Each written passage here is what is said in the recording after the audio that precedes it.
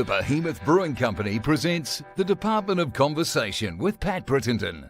Behemoth, give me something hoppy.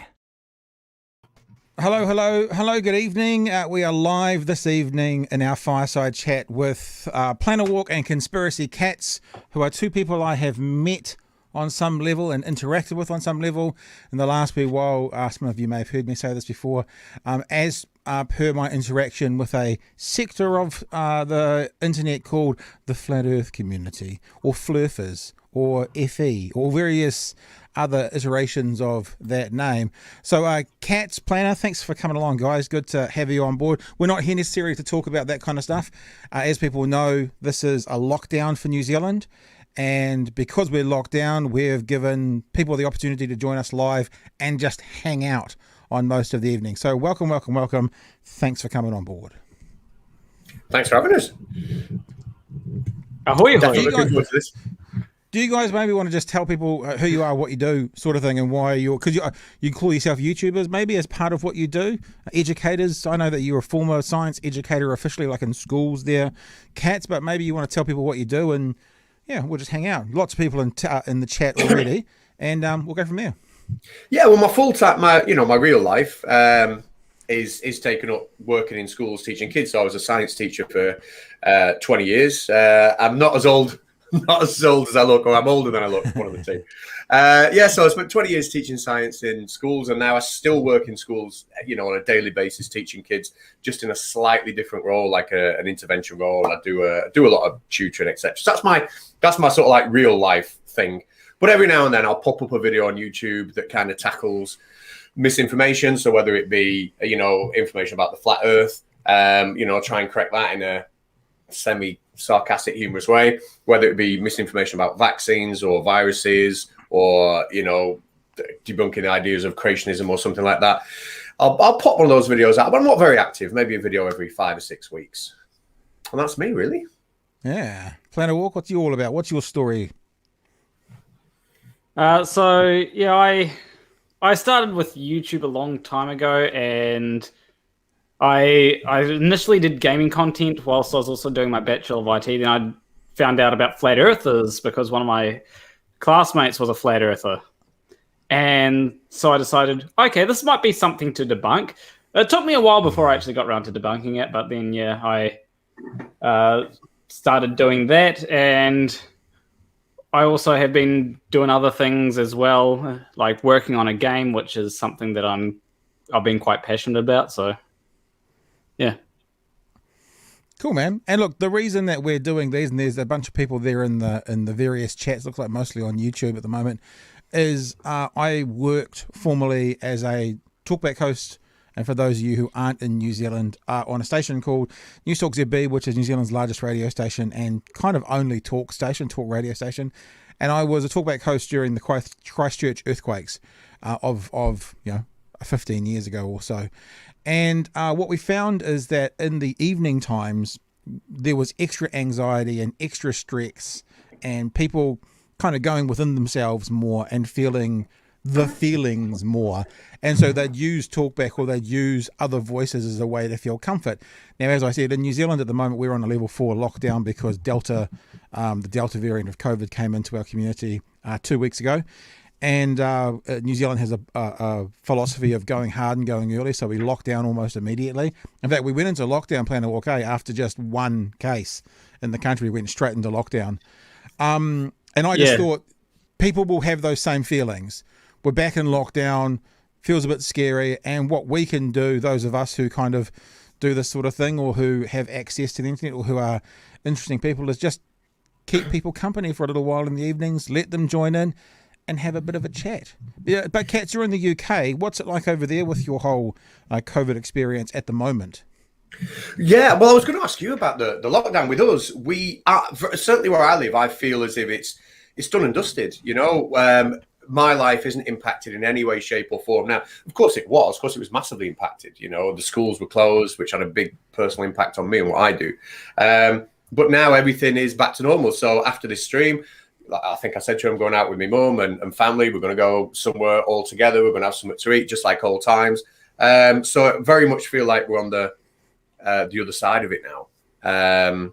of course, it's still in the news, and there's still an awareness of it, and we know that it's there. But in terms of how it affects our life, definitely feel I'm on the other side of it now. But can I just ask you about that one case in the lockdown? What was the reaction to that over there?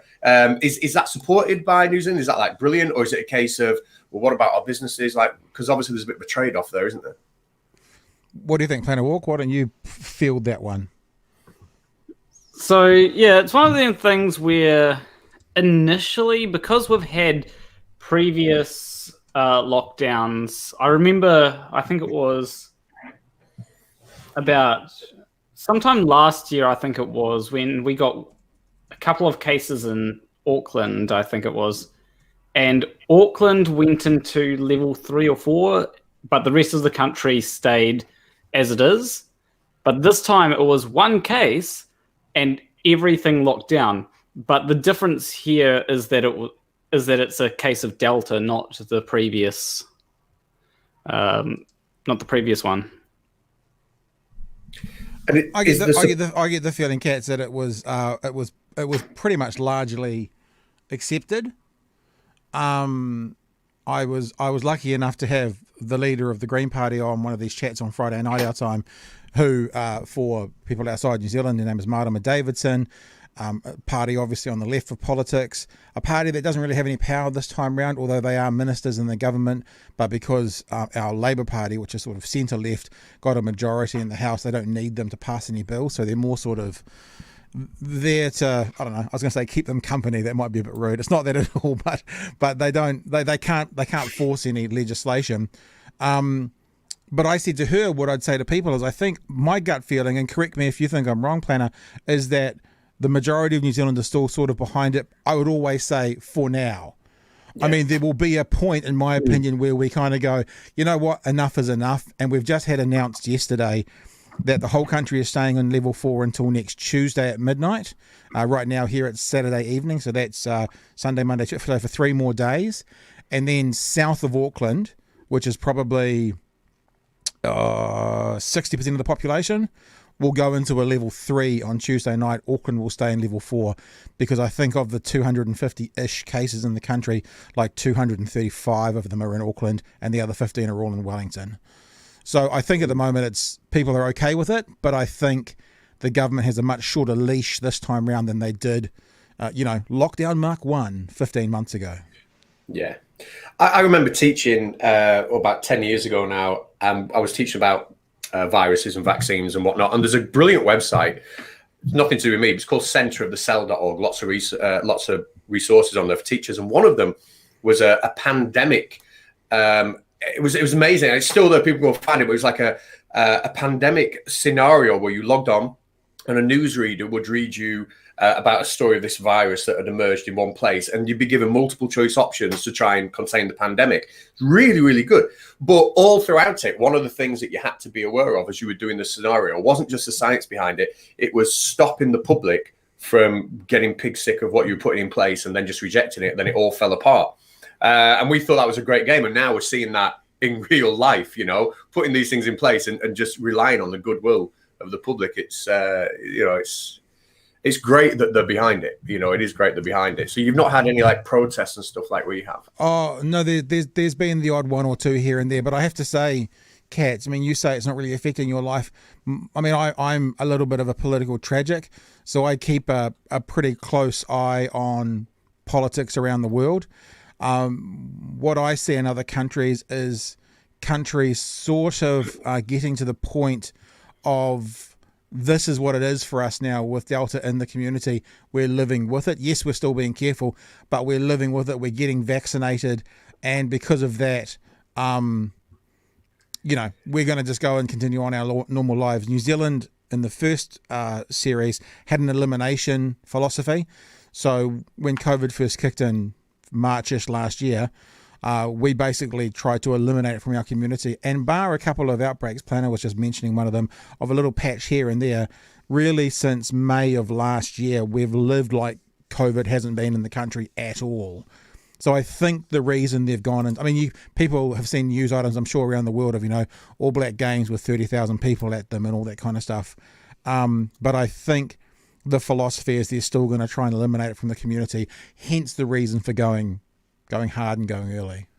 Mm-hmm. Yeah, that sounds like handled it well. Yeah, well, I mean, I think time will tell. Time will tell. Yeah, I in my recent video, I actually mentioned how I think the world will be looking at New Zealand again to see if we can eliminate it once again, because Delta is far more infectious than previous versions, and it is a lot harder to contain. It feels like it has spread much faster this time around as well. Yeah, it's certainly getting through the community more quickly. I think originally, the whole time that New Zealand's had it since the first case, way back when, I think we've had about 1,500 cases. And I think they're already, just in the space of 10 days, back up to close to 300 cases just now. We got given an example here. I don't know if you've heard this, Catz. In New Zealand, this is how they explained it to us. One of the reasons for the lockdown, they said, so when people arrive in New Zealand, you need to go into quarantine for 2 weeks. So the government has set up hotels around the country, and you go into that hotel and you stay there for 2 weeks, and then you get clearance to come into the community. So we had COVID in what they call MIQ, in quarantine, but we haven't had it in the community. In quarantine this time around, there was an example given how there was a room on one side of the corridor and a room on the other side of the corridor. Those two doors will open up opposite each other on the corridor for between 3 and 5 seconds, and that was enough time to get dealt from one room to the other. So that's all it took to get it across, to give the example of the infectious nature of it. And I think, I don't know how you feel about this, Planner, but I think when New Zealand heard that example, they kind of went, yeah, that seems pretty fucking infectious. Yeah, we'll lock down this time around to see what happens. Yeah, when I heard about it, I was actually it was actually from a group chat, because I was planning on going to Dunedin. I've told you about this, but I was planning on going to Dunedin last Thursday, not only for a funeral, but to also meet up with some friends that I've got in Dunedin. And it was one of them things which came as a bit of a shock, honestly. But I suppose I should have been expecting it somewhat. But it was one of those things which was like, yeah, if this is Delta, definitely want to stay put. I've only been to the supermarkets once since the lockdown, so wow, that's a good trying effort. to stay home, and yeah. I think though, Catz, you're talking about life as just feels normal for you. This lockdown feels very different from the last one. It feels like people aren't anywhere near as concerned about this one as they were 14 months ago. I mean, I've been to the supermarket 3 or 4 times as an example, but first lockdown, we weren't going out at all, because everyone was like, what the hell is this COVID thing 15 months ago? We were like, what's going on? What is this thing? Are we all going to die? Whereas now, like, I'm fully vaccinated. We've got vaccinations in the community. They're still going on now, and we know more about what COVID is. So I think whilst we're still being careful, I mean, as I'm talking to you, I've got, we've got sterile gloves in my pocket. I've got them everywhere at the moment. I think we're more confident in the way through it, and I think we're seeing that in the community as well. I think, well, that's going to have to be the way going forward, isn't it? Because I think from, I'm no virologist, but from what I know, we're going to have to live with this virus like we would live with the flu or anything like that in future. And of course, at the beginning, it is that fear of the great unknown, isn't it? I mean, how many of us have been through a lockdown in our lives? None of us. And I remember watching Boris Johnson announcing it over here, and we were looking at each other thinking, what's going on? But that kind of unknown aspect does disappear. And we do just have to get on with it. We've got to live, you've got to live your lives. And it is horrible for the people that it affects. But we have to return to normal at some point. Just do it the right way. Yeah, my gut tells me it's the vaccination. Once the vaccination goes up, that'll be when it returns to whatever the new normal is. Well, over here, I think we're up to 80% now, adults, at least with one vaccination. And yeah, of course, that makes a massive difference. So I think we've been quite lucky in that aspect. We're slightly ahead of other countries around us with that. But for me, I just feel as if life is normal now. What are your thoughts, Planner? Anything around that? I guess you're too young. You're too young, fit, and healthy for looking at vaccination at the moment, aren't you, mate? Yeah, I am in group 4. One of my flatmates they've had their first vaccination, but that's because they're in group 3. And the reason why they're in group 3 was severe mental health puts you in group 3. But I will be able, as soon as I can get vaccinated on the 1st of September, I can book. That's when I'm going to be going, oh, okay, give me my vaccination. What do you guys think about, we're hearing, a lot of the commentary at the moment is coming kind of through that American filter to the rest of the world. There's ideas of vaccination passports and stuff, and people being able to move freely around countries and certainly within countries once there's a vaccinated passport. Of course, there are some who are saying, I don't need to show my papers. We haven't had to do that since World War II. Where do you guys sit on sort of the things that the governments are asking people to do to then sort of almost being given some of those freedoms back? Is that a government stepping over a line, or do you think it's fair enough? What do you guys think? For me, I think it's a difficult blurred line, because on one hand, obviously, you're looking at protecting people and whatever way we look at it. Certainly over here, we have some very irresponsible people who either just don't believe the virus exists, or quite selfish in the way that they will behave. Even if they're quite happy the virus exists or whatnot. So I think it is important that something is put in place to protect the vulnerable while everybody is becoming vaccinated, etc. But I do think there's a certain there are certain examples of the media and the government perhaps taking advantage of the situation to perhaps put in places, maybe like say these vaccine passports, tracking systems that really a lot of people are against. The whole sort of track and trace system we had. There's a lot of people in the UK, although it's very useful, it's very necessary. I think there's a lot of people that are against that kind of Big Brother watching you, etc. So it's a difficult question to answer. Difficult question to answer for me. What do you think, Plano? Yeah, for me, it is one of those things where it is complicated. Like, on one hand, it would be nice to, like, for me, I wanted to go to Dunedin. I wanted to, go to a funeral, hang out with my friends, but I'm unable to do that. But if my freedom to do that means that everybody in the country gets sick, then of course I want people to remain healthy. I don't want people getting sick. I know people that are at risk of catching COVID-19, and if they get COVID-19, it could be very bad for them. So I would rather, have my freedoms taken away a little bit and not have to worry about that. Also, when it comes to the mask situation, because I think you now have to wear masks anytime you go into a store or anytime used to be anytime you're on public transport, but now it's whenever you go into a store or anything. I actually think that's probably a good thing to also help with other things like the flu and common cold, because there's been so many times when I've known friends that have been at work and they've gone, they don't have any sick days because they might have used it on something else, and they've gone into work, they haven't worn a mask, and I'm like, just, if you're going to go to work, wear a mask. But they don't, because apparently masks can scare off people.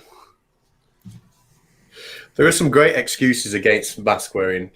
What made me laugh when masks were compulsory over here was suddenly all the conspiracy theorists became experts on masks and carbon dioxide poisoning.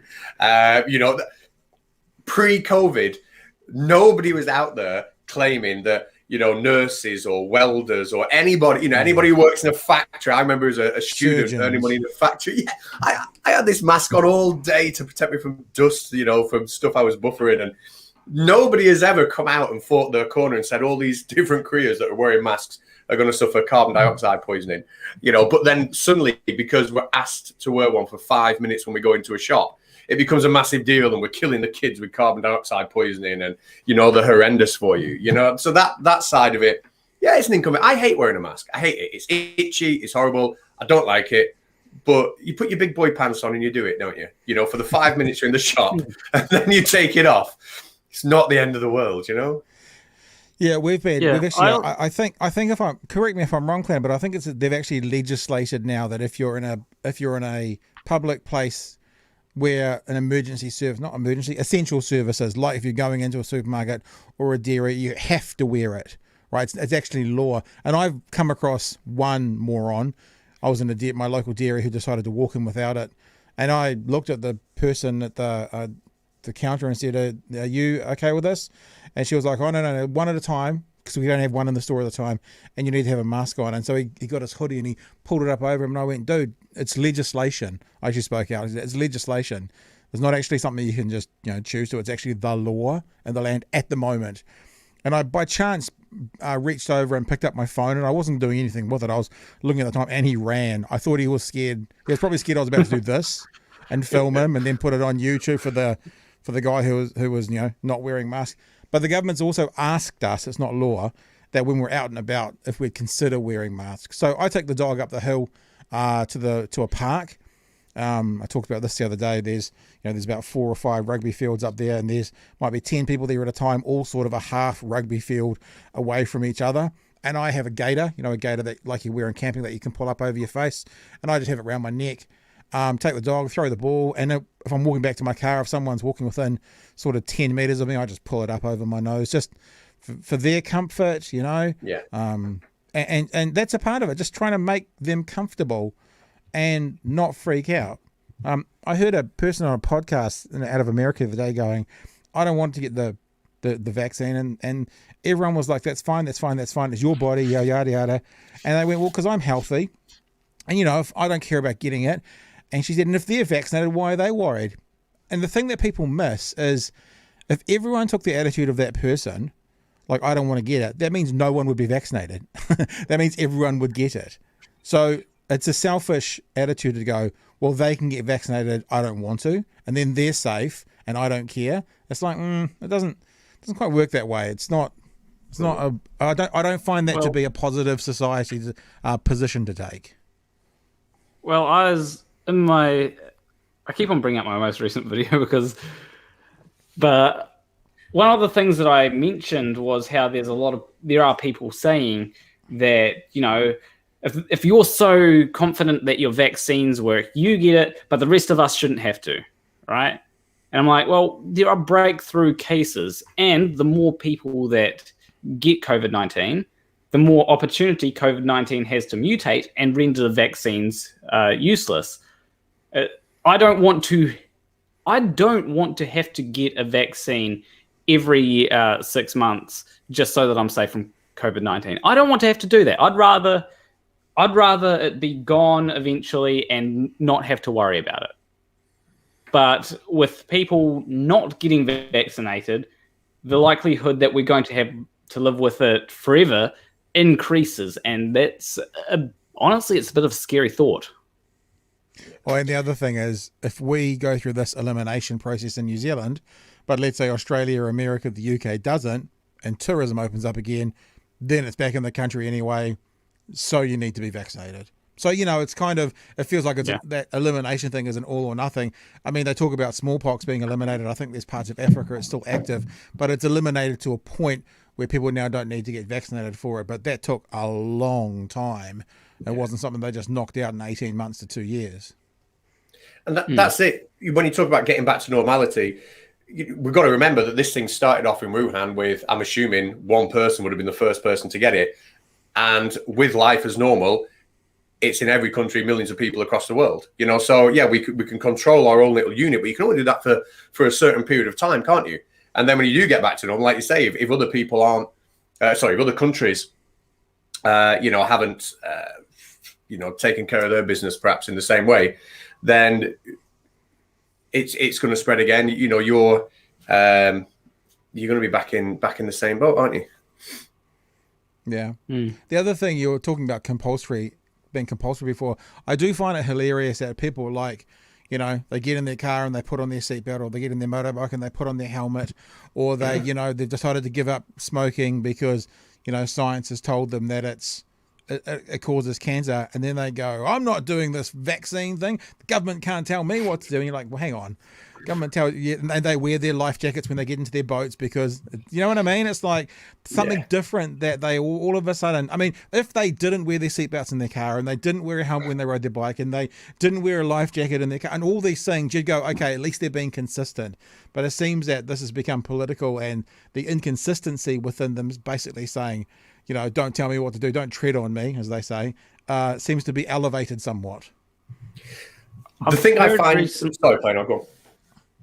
I was just going to say, the thing I've heard recently that when it comes to America, if they didn't have seatbelt laws and they decide to create new seatbelt laws today, what would happen is you would have heaps of people that just say, no, we shouldn't have seatbelt laws. You'd have heaps of people just coming out against seatbelts. Yeah, well, it's probably true. I'm young enough to remember old enough to remember. That was Freudian, wasn't it? I wish I was young enough to remember. I'm old enough to remember when it became compulsory for everyone in the car to have a seatbelt over here. And I mean, I was young at the time, but even then, I remember people complaining about it. The smoking ban, we used to be able to smoke in pubs over. Well, I've never smoked, but people used to be able to smoke in pubs over here. And what was it, 20 years ago? Less than that, maybe 15 years ago, something like that, we had the smoking ban in pubs. And again, the same thing, everybody suddenly becomes an expert on passive smoking, you know, and you get that kickback, but now it's normal. And it's I don't know, I think there's a certain part of human nature that people just don't like being told what to do within their own sort of with their own sort of lives. But you know, how can I put it? You just got a reason to the non-selfish side. There's clearly a reason, isn't there? You know, and it's not like we wind back to the 1940s when we're telling people who've got to go off and get shot in a war that they haven't started. You know, we're asking people to put a mask on for 5 minutes when they bob in a shop. I would not want to be in the trenches with any of these people who are whinging about having to wear a mask. It is ridiculous. You know what I think? I think we need to get rid of the laws that require you to wear pants. You know, I think that that's a law which is it's too much government overreach. You should be able to walk around with no pants on whatsoever, and because pants are bad for you, they restrict something. I think that's very true. You know, it might also bring us to an interesting, you know, kind of connection between where I connected with you guys and what we're talking about, and that's this denial of science. I mean, the vaccine thing seems to be a denial of science, and you know, I've talked about a guest I had on one of my podcasts, which is what I typically do, is podcasting with individuals and having kind of long form conversations, who talked about this thing called motivated cognition, when someone has, you know, an idea or an answer that they believe to be true, when they get presented with evidence to the contrary or that might dispute their conclusion, they just take a different path to get to the same conclusion. And I'll put a link in this podcast once it's or in this chat once it's finished. The guy's name is Stephen Lewandowski, and he did his research on climate deniers. And did the same sort of thing. So they had a belief, they were presented with the evidence that disputed that belief. They kept the belief and just found a different way there. And he basically said, you know, you can now track that through any kind of conspiracy theory. You know, a classic example is the flat earth about the flights in the South Pacific or the Southern Hemisphere, no direct flights. Maybe, Catz, do you want to explain that, what that used to, the flat earth community used to say it was evidence of a flat earth. It was then proven to not be true. They just found a different way to the same conclusion. Maybe you can nutshell that for us to give the example. So the flights in the Southern Hemisphere, I mean, the famous one is Santiago to Sydney, isn't it?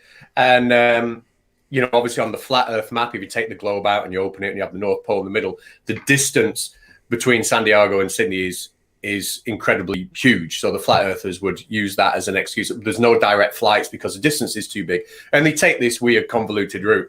Now there is a pilot. He's got a YouTube channel called Wolfie6020. I don't know if you're familiar with him. One of his videos actually got on the news, mainstream news in America a couple of years ago because he answered a challenge from a flat earther, I think, who bet him £1 million or something. I can't remember exactly what it was. But he put out a fantastic video explaining, I think, something called cabbage laws, where apparently if you're a Northern Hemisphere airline, you're just not allowed to fly those. Those are only Southern Hemisphere airlines are allowed to fly those routes. And he showed the routes that they take, and he explained it all so well. But having said that, and I know we had this conversation offline once, you're only one Google away from actually finding out that those direct flights from Southern Hemisphere airliners actually do happen. You can book on one and you can get on one, you know? So the sort of refusal to look any deeper than just one Google is incredible. So this is for people to say, so there's Sydney there.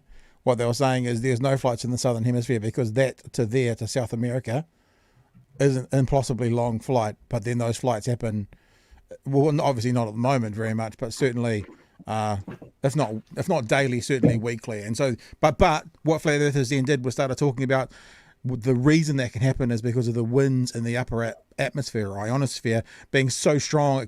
So they found a different conclusion or a different path to get to the same conclusion. Yes, they do happen, but it still doesn't prove that the Earth is a globe, so to speak.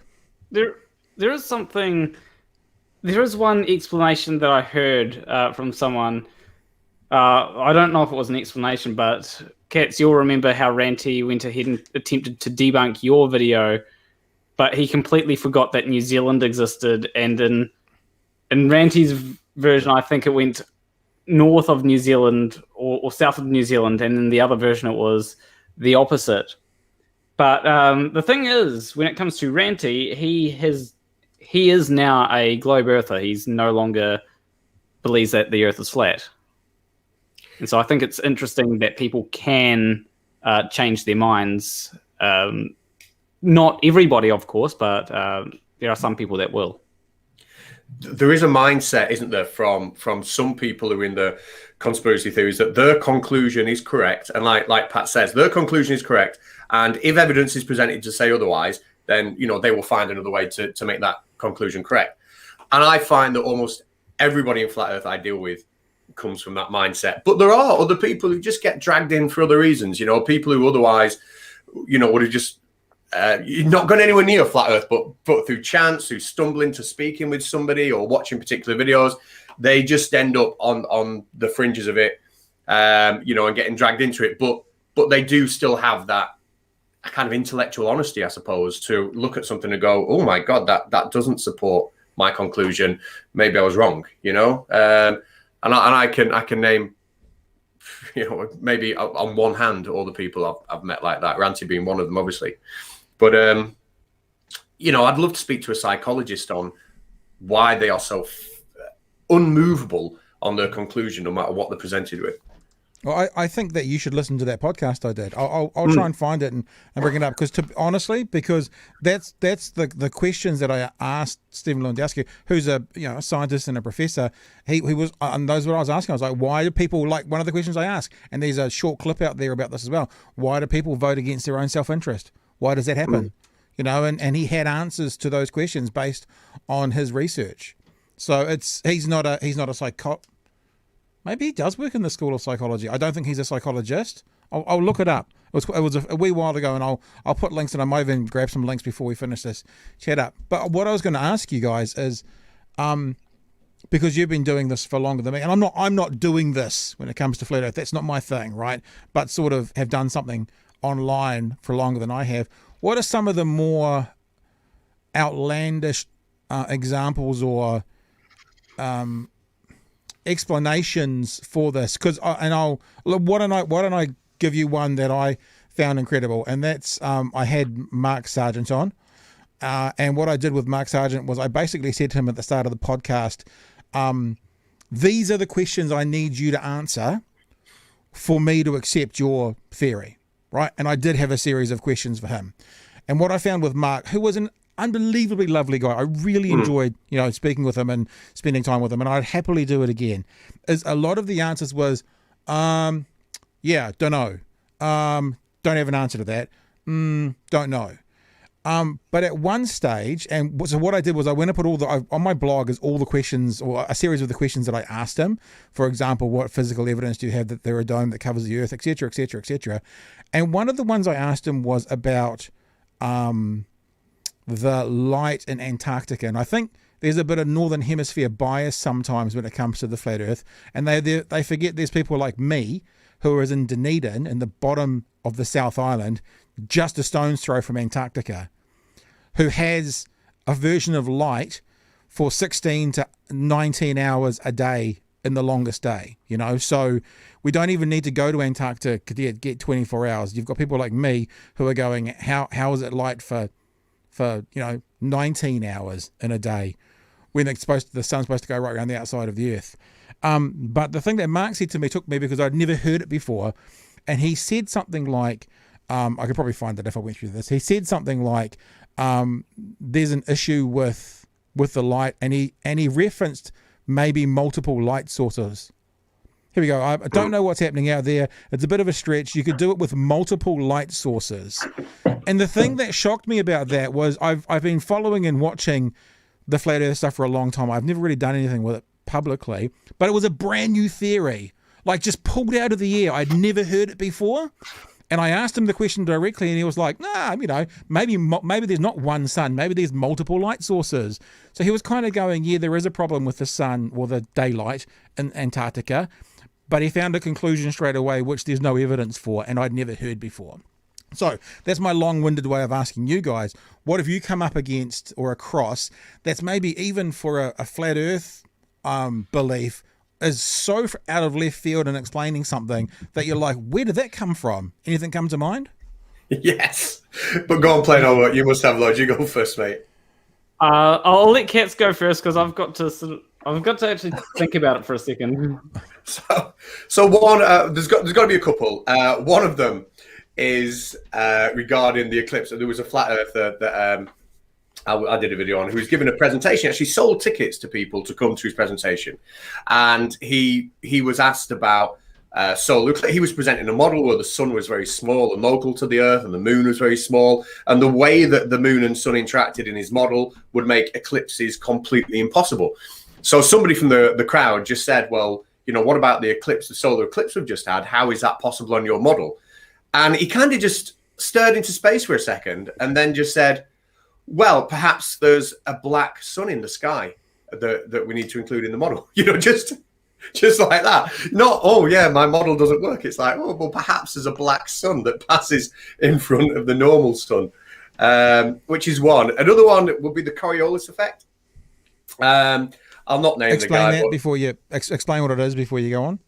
Okay, so the Coriolis effect, essentially, when if you imagine sitting on the equator, right, as the Earth spins, your kind of linear speed, if you like, could be around about 1,000 miles an hour.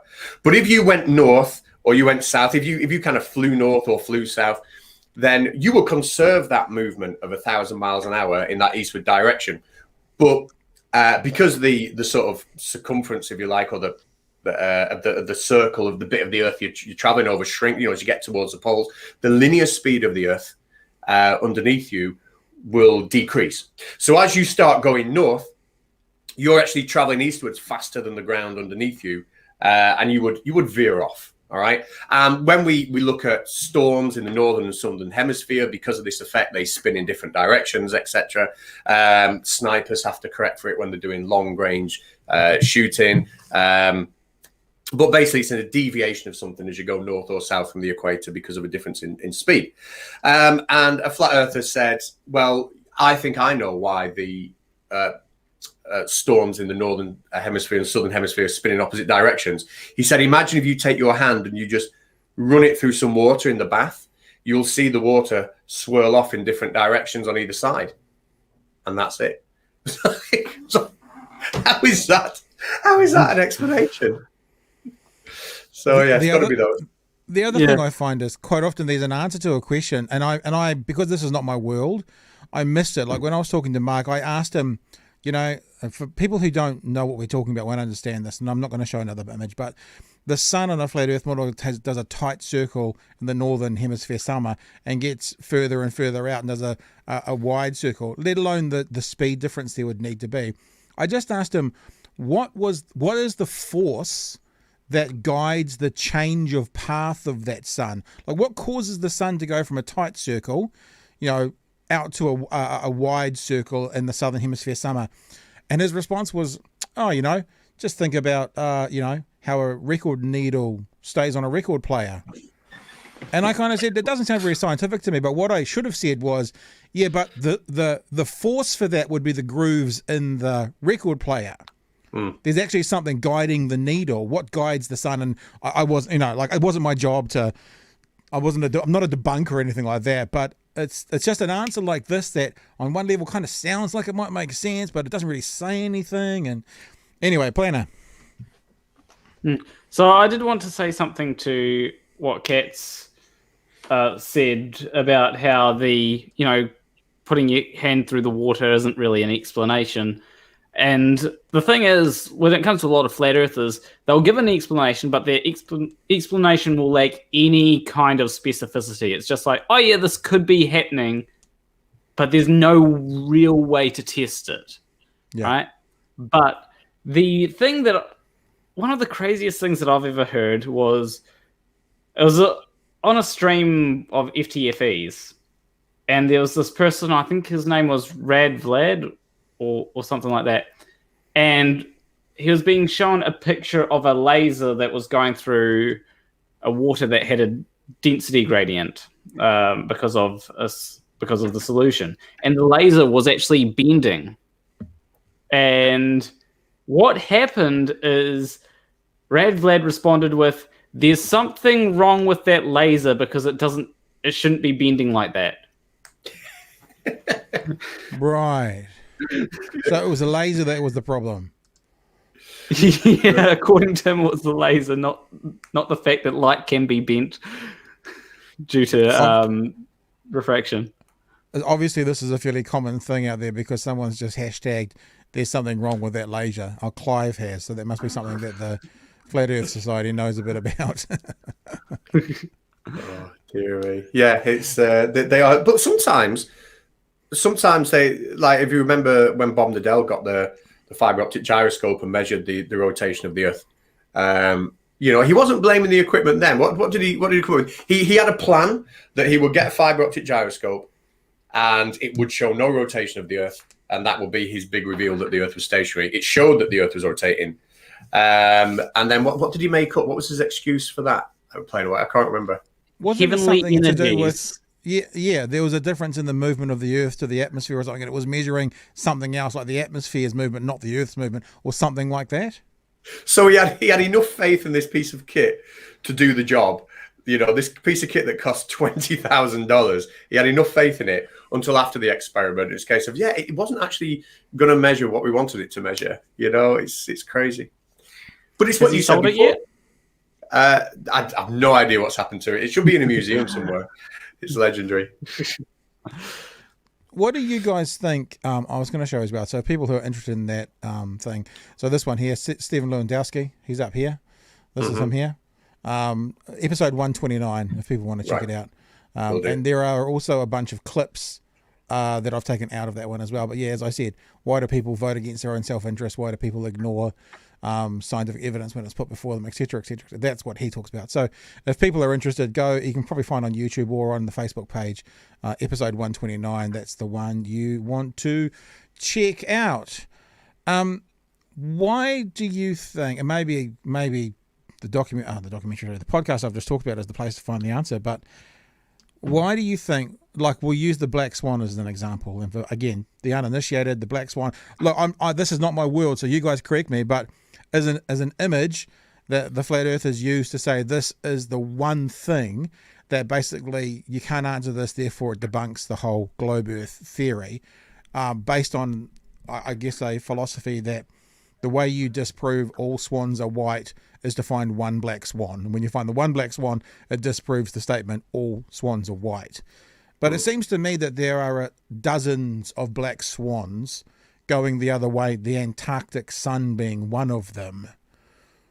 I mean, like, without kind of just going back and saying, well, motivated cognition again, why is it that people in general, we don't have to talk about flat earth, people in general, anti-vaxxers, whatever it is, will only see their own black swan and not realize that there's dozens of black swans for the opposing position as well? From my point of view, I'll give an example of where I've suffered from that viewpoint myself. I'm not in any way, shape, or form knowledgeable when it comes to economics and politics. When we had the Brexit vote over here, I had no idea whether to vote yes or to vote no. So what I did is I looked to people that I really respected, two very, I know two very, very successful people, really good backgrounds in economics and accounting and politics, etc. And I asked them both, right, what should I vote? Should I vote yes? Should I vote no? Now they gave me very short, concise, bullet point answers, but basically they disagreed with each other. And because they disagreed with each other, I didn't vote. I thought, my God, if these guys don't even know, my vote will just be a guess. But put myself into like the flat earthers' point of view. When you see something like the black swan photograph, right, and you don't really understand what's going on, but you have this figurehead on YouTube that you have a lot of faith in, you think that they do really understand it. It's enough for them just to get this soundbite, this modus tollus, or this black swan sound. It's enough for them to get that, to then go right. It's in their own minds to think sorted. It's understood. He's got it in the bag. He understands it, and then they walk away with the catchphrase that we all see on our channels, and they post it around that they don't really understand. And I think it's part of that. I think it's like this appeal to somebody they've got a lot of faith in, rather than understanding the argument. What do you think, Planarwalk? Yeah, I think you've hit it pretty well on the head. I think it's also one of them things where, so often I've had conversations with people, right? And or I've had conversations that are kind of like a debate, and afterwards I feel like the other person is wrong. I can't necessarily explain it straight away, but I walk away thinking there's something wrong with their argument, but I can't quite point to it. And I think that's probably what they have. They have this, there's something wrong with the argument, so I'm going to keep on using this same argument. The difference is, or at least I hope this is the difference, right? With me, I usually figure it out after I give it a decent thought. But sometimes I'll be like, actually, no. They're right. I was wrong about that.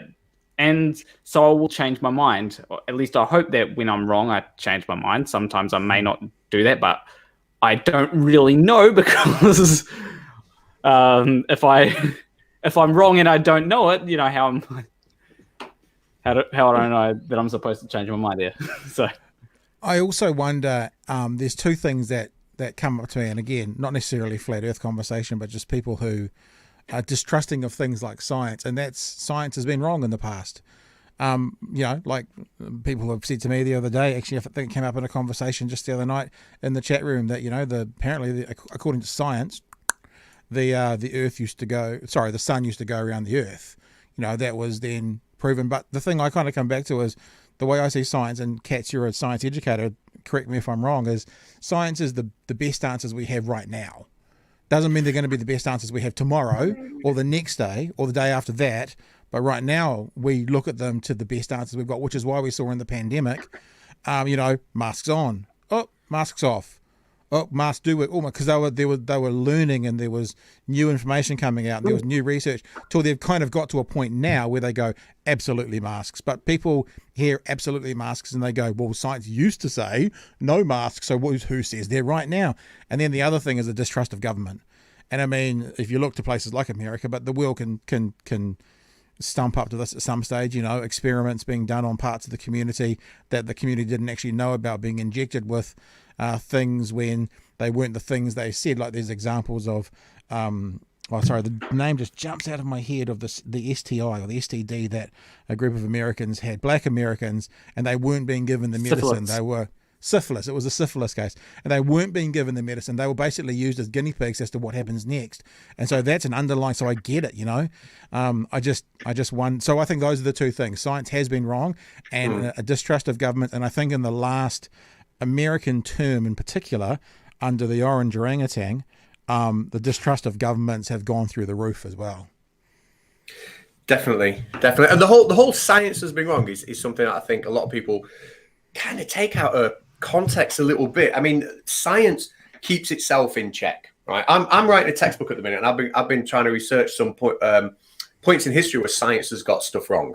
One that I remember off the top of my head is when the embryo develops, the embryo has gills in it. Now, that was actually predicted way before the gills in the embryo were discovered. Somebody predicted that we would find gills in a human embryo at one stage of its development. But the reason they gave for it was that they thought that when an embryo develops, it will go through all of the kind of like the lower species, a version of all the different species before it finally arrived at humans. So in the fish stage, it would have gills, which is obviously the completely wrong explanation. But when we discovered that these gills actually were there, it kind of added a little bit of validity to that explanation before, of course, it was all superseded because we knew more. But so science does keep itself in check, but what we never ever do is say, right, okay, well, we have got absolutely everything wrong. We know absolutely nothing. Let's strip back everything and start again. It builds in little steps, doesn't it, Sam? What it doesn't do is suddenly get up to here and then you realize that everything you knew was completely wrong. It was all made up. It's all been completely useless. That's not how it works. And I think that's how the flat earthers or conspiracy theorists like to think. They often quote, sorry, I'm going on here a little bit, but I'll just another 10 seconds. They often quote like the very first scientist to be involved in something. So they'll quote Louis Pasteur as if somehow discrediting Pasteur discredits all of virology and and germ theory. They'll have a go at Cavendish as if like discrediting him discredits everything that's come since him when we're looking into gravity. So yeah, science has been wrong, but not in the way they think.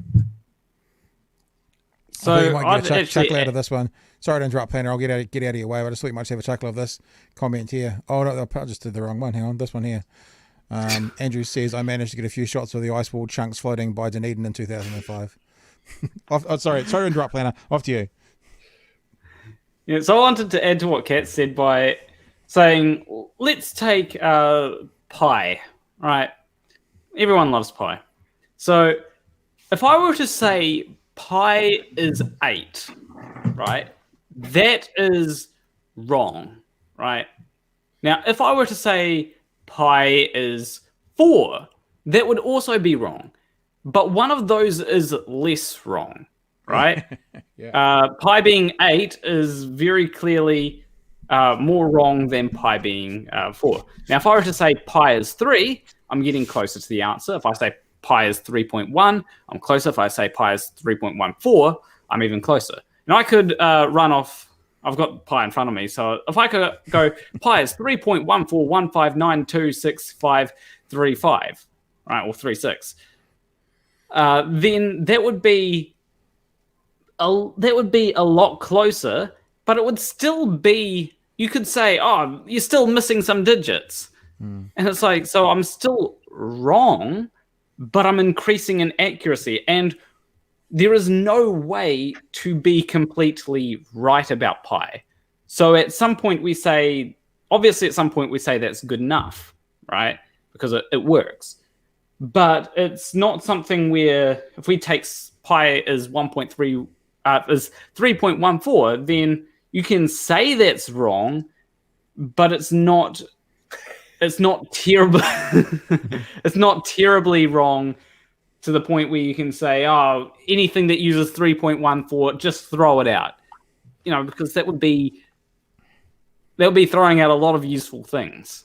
It's interesting. I really like what you're saying, but I also think it's like, how sometimes we talk about the coin, equal and opposite. I mean, I think that's also the excuse that some conspiracy theorists use. You can't be 100% sure. You can't disprove me. You can't be 100% sure. And I agree with you. I was going to say as well, I'll show you my age. When I was in Form 1, which was Form 1 when I was at school, which is now year 7 in New Zealand schools. I had like a 90-year-old teacher, and for us, pi was 22/7. It was a fraction. So we worked out pi as 22/7. As you divide 22 by 7, you get pi. So there you go. Catz, what you going to say? I don't think I was going to say anything, but you've reminded me of something there. Sorry, Planarwalk did. I remember speaking to somebody who was a denier of the COVID, the virus that causes COVID, and that masks would be effective against it. And I had it wasn't a debate, it was a discussion with him on one of my YouTube channels. And I presented with him some scientific studies that have been carried out in Japan, sort of like 20 years ago, where people were looking at the effectiveness of mask use against the flu. And they showed that the masks were, I think in some cases, they had people in one house together, all had the flu, that one person had the flu and the other people didn't. And they were all wearing masks, and they looked at the transmission rate. And they showed that the masks kind of reduce the possibility of transmission by about 63 to 80%, something like that. It was a long time ago I saw the studies. But it was a clear, significant difference that the masks did reduce the transmission of the flu. And when I presented this to him, his argument was, he literally just said, well, all I'm taking from that is that it doesn't work because it's not 100% effective, so why bother? You know, which is I think what you've hit the nail on the head there with the pie thing. You know, it's not perfect, but it's, you know, seatbelts aren't guaranteed to save your life, but you wouldn't drive without one, would you? You know, so there is that refusal to think critically. It'd be like jumping out of a plane without a parachute, because parachutes can fail. Yeah, exactly. Yeah, or the example that's given a lot is, you know, condoms don't actually always work. They don't always protect you from getting an STI or getting someone pregnant. So, but they're the best solution we have now, other than, I guess, not having sex. But if you want to have sex, they're the best solution we have now for protection. Absolutely. Yeah. You know, but like I said, the whole. Oh, sorry, Blaine, I'll let go. I was just going to say, as the joke goes, even abstinence is not 100% effective, because, I mean, just look at the Bible. Yeah. You get it anyway. But no, they will look at something and get that catchphrase. It's not 100% effective, therefore that's it. I don't need to know anything about it. I don't need to know how effective it is. I don't need to know how it works. I don't need to look at the study, because I've got my little soundbite now. It's not 100% effective, and that'll do. And I just trust in the people who've told me that they've got it bagged. And to me, that's how the minds work. Well, hey guys, we're coming up to the end. I know, Catz, you're heading off to lunch. Where are you going for lunch? Anywhere decent? I don't know. We're off to a pub. It's been a pub booked, but I actually don't know where that is. Somewhere in Burnley. So very good. And why don't you guys tell people where to find you if they want to come and check out more of your stuff? What you guys are all about? Go on, Planarwalk. So yeah, I'm on YouTube. You can just go youtube.com/Planarwalk, because I reserved that. But or just search Planarwalk on YouTube, whichever one works for you. And yeah, I make videos about not just flat Earth, but I have talked about vaccines. I have a whole lot of ideas for videos, some of which will probably never get done. I've actually got a few songs that I'm working on, one of which is to do with Ranty, and how he said it's not gas pressure, it's atmospheric pressure. That's something that I'm working on. And then there's also another one to do with Ken Wheeler. So, yeah. Cool. Yeah, Catz, the way it's spelled on the box there. Conspiracy Catz or Baldy Catz. Got 2 channels. Just put the word conspiracy or Baldy in front of Catz, and you'll find me there. I was going to say, do I need to get some kind of mythical name? I've got just my Pat. It's like, is that one of my weaknesses? You need some kind of superhero nickname. Yeah, maybe that's what I need to do to get things going on. Hey, you could call yourself Pats with a Z. I used to do conspiracy Pats on a lot of like games and gaming and online stuff. I'm no Pat Man. So that kind of works sometimes, or just Pat Man. But then again, everyone who's Pat's Pat man as well. So my sister said to me once, there's no unique idea. And you think about these ideas sometimes about doing something or, going somewhere or and then you do it and you realize 500 people have done it before you. So there you go. Hey, thanks guys. It was a really good time to chat. Catz, do you reckon that our debate's ever going to happen? What do you think? People who are in the know what we're talking about. People who don't, it's irrelevant. Do you reckon it's ever going to happen? No. I'd love it to, but no. With anyone? Oh, yes. With anybody, yes. And I'm more than happy for that. Yes, I'm sure. I'm sure we can make it happen. I'm sure there's somebody civil out there we can do that with. Cool. Well, guys, it's been a lot of fun. Thank you for joining us. Now, if you have been watching the live stream, some people have been saying there, is this a genuine live stream? Which is why I put the comment up on screen to say the person asking it was a genuine live stream. It was being played while they were doing it. We're doing this just to hang out in the evenings during the New Zealand's lockdown. If you're watching internationally, I guess you can follow me. You're obviously watching us on YouTube. Just like the channel you're watching, you can see on the bottom of the screen. You can also find us on Facebook. And I'll get back to my regular podcasting sometime soon. But I think this is the 5th one of these fireside chats that we've done, and we'll probably do a few more of them. And until next time, thanks for joining us. And boys, thanks for joining us as well. It's been a pleasure to chat with you, and I appreciate you coming on board. Thank you. Thank you for having me.